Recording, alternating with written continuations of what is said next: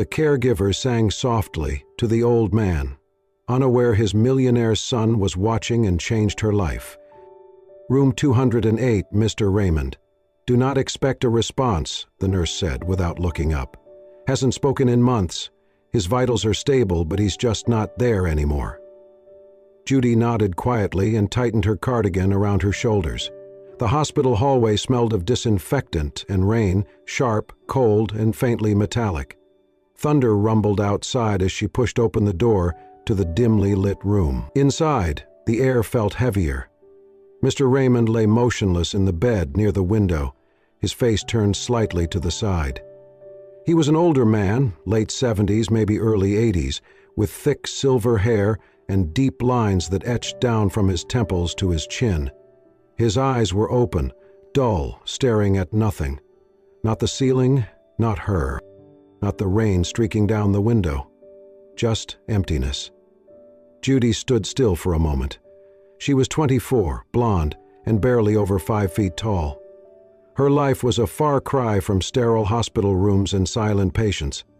Less than 2 years ago, she had been singing in smoky lounges and jazz bars, her voice carrying over clinking glasses and murmured conversations. Now she worked night shifts as a caregiver, her music packed away like a childhood toy she no longer had time to play with. She stepped to the side of the bed and reached out gently, resting her hand over Mr. Raymond's. His skin was cold. "You probably can't hear me," she whispered, her voice trembling, "but I used to sing once. My dad said it helped people feel less lonely." She paused, her eyes scanning his unmoving face. The monitors beeped steadily behind her, unbothered. Without thinking, she sat down on a chair beside the bed, leaned slightly forward, and after a deep breath, began to sing. "Smile, though your heart is aching. Smile, even though it's breaking." Her voice was soft, wobbly, but warm. The words floated gently into the stillness, filling the corners of the room. She kept singing, her voice growing steadier with every note, even as tears stung the corners of her eyes. Outside the room, someone paused. Logan Raymond, mid-30s, stood frozen just beyond the doorway. He had returned to the hospital after hours, under the radar as always. The staff knew who he was, wealthy, powerful, untouchable, the son of the great Henry Raymond. But they also knew not to expect warmth from him. Logan kept his distance. He paid the bills, signed the authorizations, and avoided the rest. He had not intended to come this late. He only stopped by to drop off paperwork, maybe peek in for a moment as he sometimes did, never long, never inside. But this night something stopped him in his tracks. A voice, not loud, not showy, but achingly beautiful in its rawness. He edged closer just enough to peer through the narrow slit between door and frame. His eyes found her, a girl with hair the color of summer wheat, singing to his unconscious father like he mattered, like he was still here, still someone worth singing to. Logan swallowed hard. His father had been a musician once, a violinist of quiet fame and uncompromising discipline. Their home had always been filled with sound, but not always warmth. After his mother died, Logan and his father had drifted into separate orbits, mutual silence becoming their unspoken agreement. Now this girl, a stranger, was doing what Logan never dared, reaching him. Judy continued the song, unaware of the man watching her from the hall. "You'll find that life is still worthwhile if you just smile." She let the last note linger, eyes closed, then slowly exhaled. Silence returned, deeper somehow, after the song ended. She looked down at Mr. Raymond's face. Nothing. Still empty, still silent. She gently squeezed his hand, offered him a small smile of her own, and stood. Outside, Logan stepped back, blending into the shadows, just as the door opened. Judy didn't see him as she turned down the corridor, her shoes whispering over the tile floor. He stood there for another minute before finally entering the room. His father hadn't moved, not a blink, not a breath out of place, and yet the air felt different, warmer, lighter. Logan sat in the same chair Judy had just left, and stared at the man he'd spent most of his life misunderstanding. "I don't know who she is," he murmured, "but she saw something in you I stopped trying to see a long time ago." The rain tapped softly on the windows, as if keeping rhythm with a song that hadn't truly ended, and for the first time in years, Logan stayed. Before hospital rooms and late-night shifts, Judy had lived for music. At 21, her voice had become a familiar sound in the jazz lounges tucked into forgotten corners of the city. She sang with a warmth that lingered in the air long after the final note, a voice that could hush a room without effort. Her regular spot was a dimly lit club called Velvet Moon, where regulars would arrive early just to sit closer to the stage. She never sought fame. Judy only wanted to sing songs that meant something, and for a while, that was enough. Then came Darren. He was charming, older, and knew the business, or so he said. He became her manager, her boyfriend, her everything. He promised her bookings, demo recordings, a future. She believed him. Until the night he disappeared. She came home to an empty apartment. No suitcase, no note, just her bank account wiped clean and her guitar missing. Everything she had saved, gone. Her world collapsed in silence. No more music, no more stage, just questions and rent overdue. She vanished from the scene like a melody left unresolved. Caregiving was never the plan. It started as a desperate attempt to survive. A neighbor worked at a staffing agency and found her a temp job in a hospice wing. 1 week turned into 2, then months. She didn't talk about her past, and no one asked. In her scrubs and ponytail, she was just another quiet girl doing the hard work no one else wanted. She never sang. Until Mr. Raymond. Something about the way he lay there, silent and alone, reminded her of her father. He had passed away in a hospital room just like this one. Fluorescent lights, antiseptic smells, and the steady beep of a heart monitor. She had not made it in time to say goodbye. That memory never left her. So when she saw Mr. Raymond for the first time, something stirred inside her. He looked so distant, so far from here, like someone drifting out to sea. And without thinking, she sang. "Smile, though your heart is aching." It was not a performance. It was not rehearsed.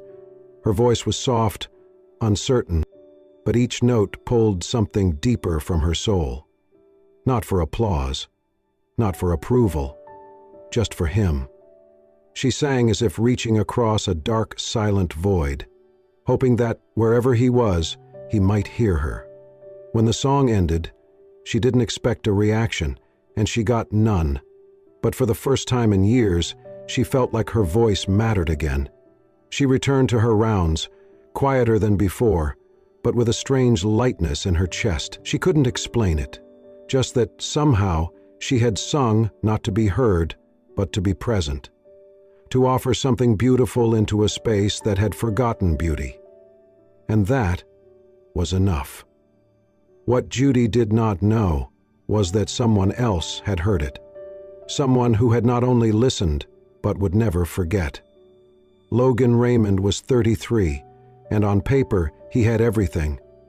He had everything: CEO of a rapidly growing tech firm, a penthouse overlooking the skyline, tailored suits, and a calendar booked months in advance.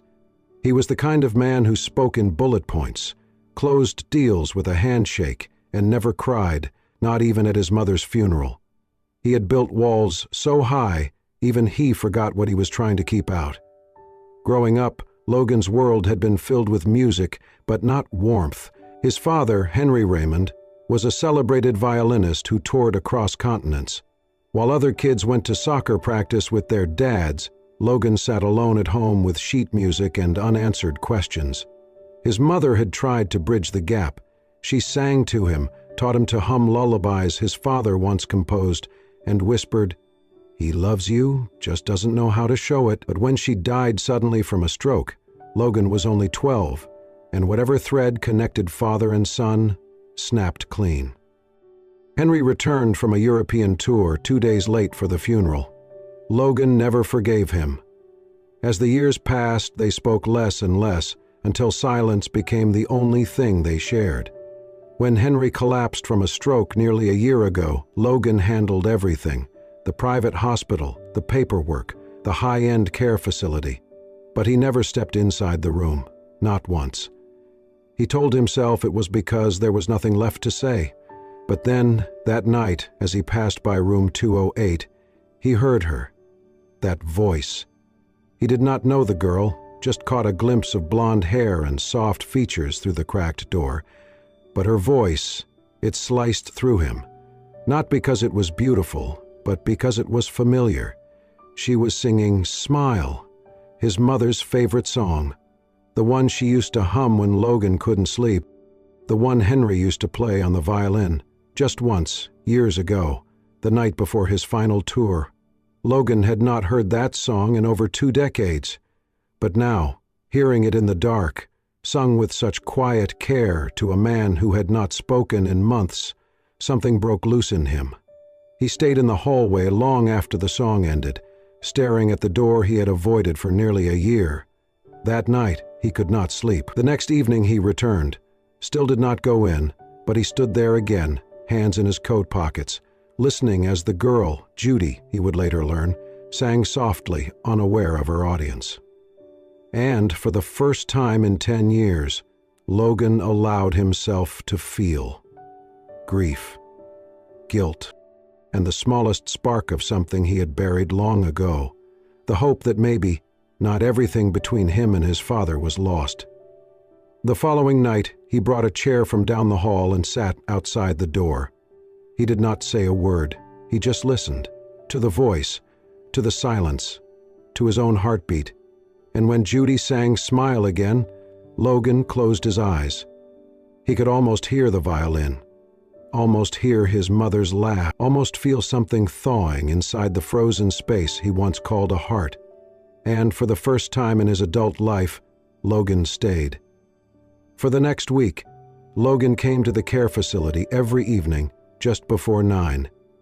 He never went inside room 208.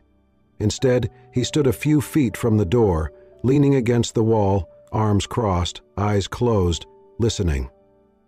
On his first night, Logan came. Each night, Judy sang something different. Soft jazz standards, old ballads, sometimes just humming a lullaby he could not name but somehow remembered. Her voice was never loud, never polished like a performance. It was raw, warm, and quietly aching. It reminded him of rain tapping on windows, of fireplace crackles, of home, not the mansion he grew up in, but the home he wished had existed. She never saw him, or so he thought. One evening, Logan arrived later than usual.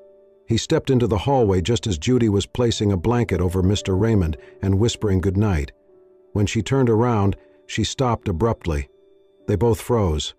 He was mid-step, caught in the act. She blinked, startled. I'm sorry," Judy said quickly, her voice flustered. "I didn't mean to. Was I singing too loud?" Logan shook his head. "No, you weren't." She tucked a stray strand of hair behind her ear, visibly nervous. "It's past visiting hours. I usually don't sing this late." He looked at her for a long moment, then spoke softly. "Don't stop." She tilted her head, confused. "Don't stop singing," he said. "Your voice, it brings him back." Judy's eyes softened, her nerves easing just a bit. "I'm not sure he hears me." "He does," Logan replied. "I think maybe he does more than either of us realize." There was a pause. "I've seen you here," she added cautiously, "most nights, just outside the door." Logan gave a half smile. "Yeah, that's me, the guy who lurks and never says anything." She laughed under her breath. "I'm Logan, by the way." "I know," she said, and immediately looked apologetic. "I mean, they talk, the nurses." "Of course they do," he said, amused. "And you are?" "Judy?" He nodded. "Nice to officially meet you." They stood there in the hallway for a moment longer than either expected. The hum of machines down the corridor filled the silence. "You used to sing professionally, didn't you?" Logan asked suddenly. Judy blinked, surprised. "How'd you guess?" "Your voice," he said simply. She hesitated. "I did. A few years ago, bars, clubs, small stages. Why'd you stop?" She looked down. Life, betrayal, bills, the usual. He didn't press her. Instead, he glanced toward his father's door. "He used to play the violin," Logan said, "professionally, traveled a lot. I didn't understand it when I was a kid. I thought he cared more about music than me." Judy said nothing, letting him speak. "After my mom died," he continued, "we never talked much. I built a life without him. Easier that way." She nodded slowly.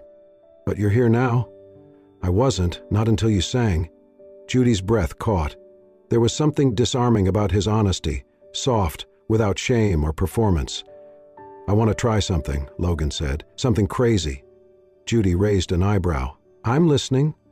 "I want you to teach me. A song, something old. One of the ones you sing to him. I want to sing for my dad. Just once." She stared at him, taken aback. "You want me to teach you?" "To sing?" "Why not?" he asked with a grin. "You already woke something up in him. Maybe if he hears it from me, maybe he'll remember." Judy looked at him for a long beat, then slowly smiled. "All right, but I'm warning you, I'm tough.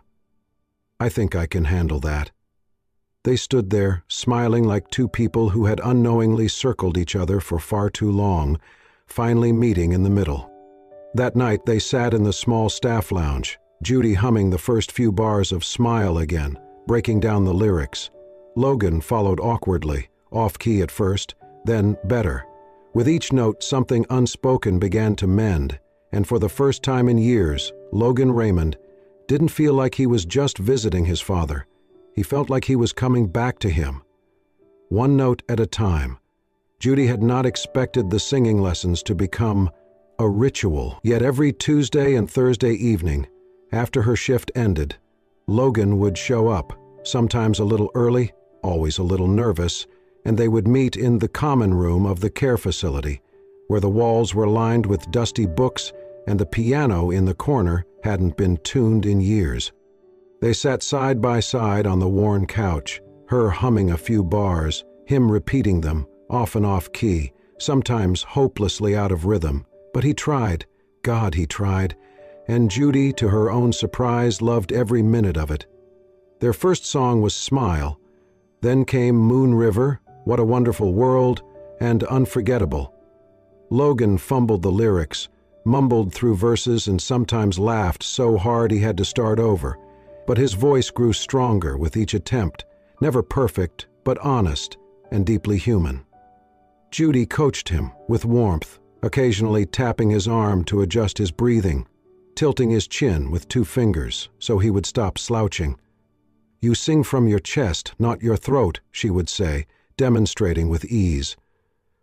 "You make it look way too easy," he'd reply, watching her with something like awe. Somewhere between the harmony and the laughter, something deeper began to form, something soft, something quiet, like a song neither of them had sung yet, but both instinctively knew. Logan started bringing dinner with him, homemade. Chicken soup one night, lasagna the next, and once an attempt at her favorite, butternut squash risotto. "How did you know I loved this?" she asked, eyes wide. "You mentioned it once, at the vending machine 3 weeks ago," she blinked. "You remember that?" "I remember everything you say," he replied without hesitation. Judy felt something shift in her chest, something warm and dangerous. Between sessions, Logan started helping her with small tasks, taking out heavy laundry bags, changing water coolers, even scrubbing a stubborn spot on the floor outside her assigned wing. Each gesture was quiet, practical, and deeply thoughtful. She teased him. "You know you're the heir to an empire, right? You don't have to mop floors." He shrugged. "Maybe I want to earn my way into something better." One evening, after a particularly long rehearsal, Logan showed up carrying a large, oddly shaped box. "What's that?" she asked, raising an eyebrow. He set it down gently and peeled back the lid. Inside, nestled in velvet, was a restored vintage microphone, silver, gleaming, with a wide grill and curved stand. Judy gasped. "I saw you stop in front of one like this once," he said. "Back when we passed that antique store downtown. You touched the glass. Didn't say a word." She ran her fingers over it reverently. "I only mentioned it once." He smiled. "That was enough."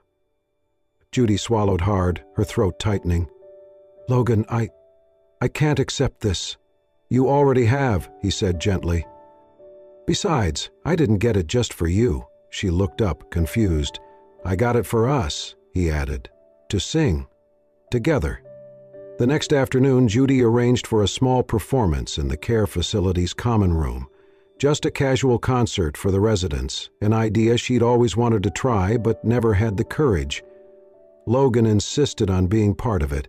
They stood together in front of a half-circle of wheelchairs and walkers, the new microphone perched between them. Judy wore a simple navy dress, hair loose for once. Logan had a guitar slung over one shoulder and a lyric sheet folded in his back pocket. They opened with "You Are My Sunshine," the crowd clapping along softly, smiles blooming like spring after a long winter.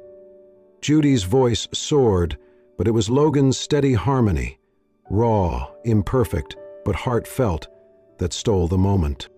They sang "Can't Help Falling in Love," and then, by request, returned to smile. When the final note faded, the applause was gentle but full of emotion. Some of the older patients wiped tears from their eyes. One woman leaned toward her neighbor and whispered, "That boy's in love with her." Judy turned to Logan, cheeks flushed. He looked at her with something he had never shown anyone, not even his father. "You know," he said, his voice quiet enough for only her to hear, "your voice didn't just reach my father." She met his gaze, breath catching. "It reached me too," he continued. "It's healing something I didn't know was broken." She didn't speak. She didn't need to. She simply reached for his hand, and in that quiet, sacred moment, beneath the soft glow of fluorescent lights, in a room full of forgotten people and old songs, something new began. Not a performance, not a romance written in grand gestures, but a connection so real, so earned, it sang louder than any applause ever could. The news came suddenly, like a knock at the door you never wanted to answer. Logan had been offered a long-term executive role overseas, Switzerland of all places, heading an ambitious merger that would require at least 3 years of his life, possibly more. It was the kind of opportunity people built careers for, the kind of offer no one in his world would ever refuse. But Judy was not part of that world. When he told her, she smiled softly, trying to seem proud. "That's incredible, Logan. You deserve it." He studied her face for something, disappointment, sadness, even anger, but she gave him none, only grace. "I haven't said yes yet," he offered. She looked down, folding a napkin in her hands at the small coffee shop where they always met after her shift. "You should," she said. "It's your dream." He hesitated. "And what about us?" Judy gave a soft, bittersweet smile. "We were always borrowed time, weren't we?" He wanted to argue, wanted to say no, they were more than a brief moment, but her voice was so calm, so certain, it silenced him. The next day, Logan packed. He left most of his belongings in storage, took only the essentials, and set one final appointment for himself, one last visit to the care facility before his flight. It was late evening when he arrived. The halls were quiet, dimly lit, nurses moving softly between rooms. He didn't ask for Judy. He didn't want her to see him like this, torn, aching, unsure of everything but the sound of her voice echoing in his mind. He stepped into room 208. His father lay just as always, still, unmoving, eyes closed. The monitors beeped steadily beside him, their rhythm the only sound in the room. Logan pulled a chair closer and sat down. He reached into his coat and pulled out a folded lyric sheet, the one Judy had scribbled notes on during their lessons. The one she'd once said, "You'll get it perfect one day. Not with your pitch, but with your heart." He took a deep breath and began. "Smile, though your heart is aching." His voice cracked on the second line, but he kept going. "Smile, even though it's breaking. The room felt different now. Heavy, full of memories too old to name. He sang slowly, carefully, putting everything he had into the words, not because he expected a response, but because it felt like the only thing he could give. As he reached the final note, his throat tightened. "You'll find that life is still worthwhile if you just smile." He bowed his head, eyes stinging, lips trembling. "I don't know if you can hear me," he whispered, "but I hope this meant something. I'm sorry it took me so long." His father didn't move. No twitch, no flicker. Logan sat a moment longer, then stood, brushing his hand along the side of the bed. "Goodbye, Dad." He turned and walked slowly toward the door, his shoulders heavy with things he never got to say, and just as he stepped into the hallway, behind him, inside the quiet room, Henry Raymond's eyes opened. They blinked slowly at the ceiling, his lips moving, dry and fragile. "Logan." But the hallway was already empty, and the son he had waited so long to call out to was gone. The next morning everything changed. The night nurse was the first to notice. When she entered room 208 to check vitals, she nearly dropped her clipboard. Henry Raymond's eyes were open, wide, alert, following her every movement. She called for the attending physician, who rushed in with a team. Blood pressure, pupil response, motor function, everything showed signs of return. Not full consciousness, not yet, but awareness. A flicker of light in what had been a locked room, and then, clear as day, he whispered one word, "Logan." Judy was across the building when she heard. She sprinted through the halls, still in her scrubs, tears already welling before she reached the room. She burst in just in time to see Henry's eyes shift toward her. They softened. She dropped to her knees beside the bed, clutching his hand. "You're back," she breathed, voice shaking. "You're really back." He didn't speak, but the faintest smile pulled at the corner of his lips, a response, a miracle. She cried then, quietly, fully, her hand pressed to her mouth to keep from sobbing aloud. Later that morning, she stepped into the hallway, took a breath, and called Logan. He answered on the second ring. "Judy?" Her voice was trembling. "Logan, your father, he said your name." There was silence on the line. "I don't understand," he finally whispered. "He's awake," she said, barely believing it herself. "He's here. He asked for you." Logan didn't wait for more. By nightfall, he was back. He canceled the meetings, left the contract unsigned, told the board he had a family emergency, and walked away from a multi-million-dollar deal without blinking. Judy met him in the lobby. He looked different, his face drawn from the overnight flight, eyes clouded with hope and fear.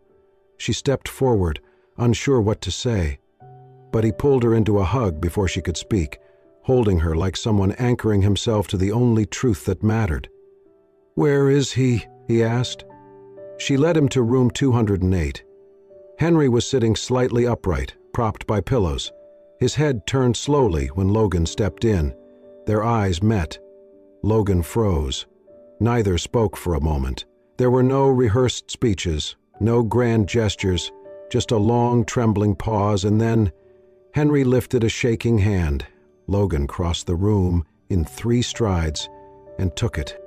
He sat at the edge of the bed, gripping his father's fingers like a lifeline. "I'm here, Dad," he whispered. "I'm here." Henry blinked slowly. His voice was barely more than breath. "You sang?" Logan nodded, his eyes glistening. "I did. She taught me."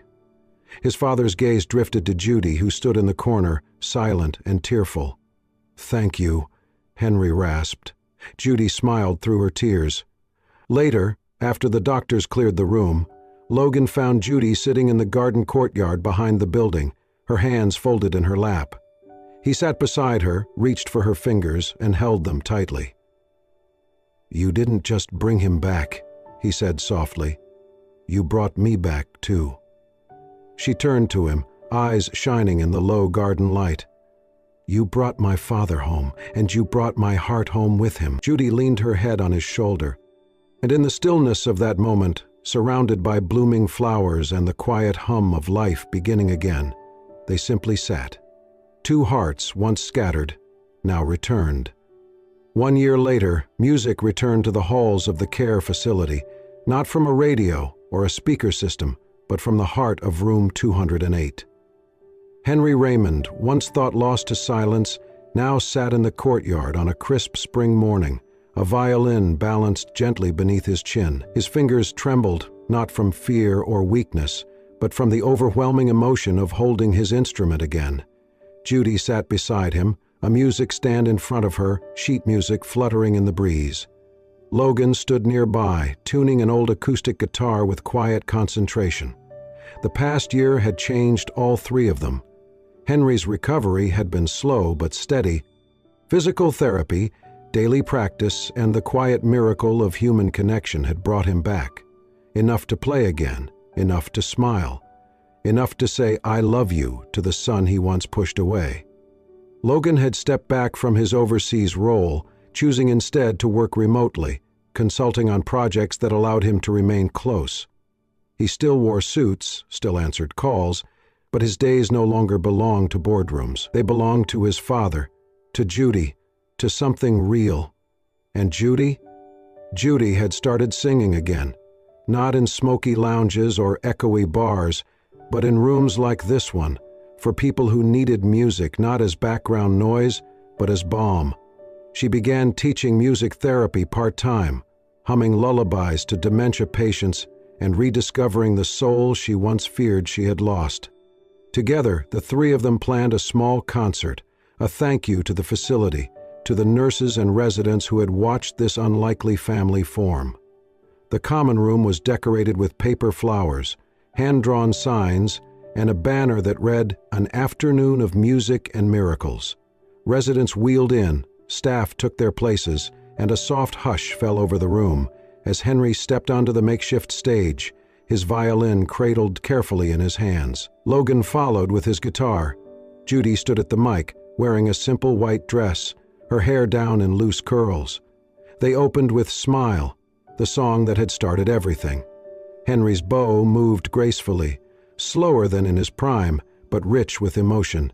Judy's voice soared, stronger now, seasoned by time and healing. Logan's strumming kept them grounded, steady, a quiet heartbeat beneath the melody. When they finished, the room erupted into applause. Some residents clapped slowly, others wiped their eyes. A few whispered, "That was beautiful," again and again. But the performance was not over. Judy took a small bow, then turned to step away from the mic. Logan stopped her gently. "Stay," he whispered. He set down his guitar and pulled something from his jacket pocket, a small velvet box. The crowd quieted, breaths held. Judy froze, eyes wide. He dropped to one knee. "I wasn't sure what love was," he said, voice trembling slightly but steady. "Not until I heard it. In your voice, in the way you sang for my father, in the way you brought him back to life." He opened the box. Inside was a simple gold ring set with a single sapphire. "You don't wear armor," he continued. "You wear light. And somehow, you lit up the darkest corners of my life." Tears spilled down Judy's cheeks as she raised her hand to her mouth. "I don't need a stage or a spotlight or a perfect plan. I just need you."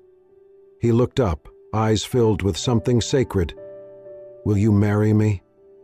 The room burst into soft gasps and quiet cheers. Judy laughed through her tears, nodding. "Yes, of course, yes." Logan slid the ring onto her finger, stood, and pulled her into a gentle embrace.